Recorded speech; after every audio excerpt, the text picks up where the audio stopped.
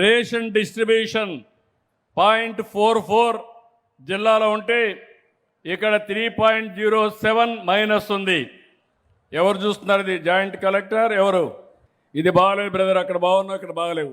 Be clear. ఏమన్నా recycling అవుతుందా?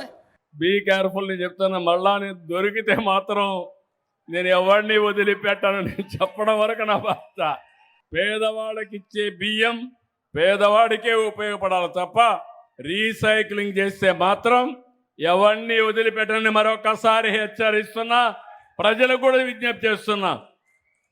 ఒకవేళ మీకు వద్దనుకుంటే వేరే ఇస్తాం, అవి తీసుకోండి. మిల్లెట్స్ ఇస్తాం, లేకుంటే ఇంకొక నిత్యావసర వస్తువులు ఇద్దాం, కానీ వేస్ట్ చేయొద్దండి. మనం కూడా అవినీతికి పాల్పడే విధంగా చేయొద్దండి. వాళ్ళల్లో నీతి ఉండాలి, మనలో కూడా నీతి ఉండాలి.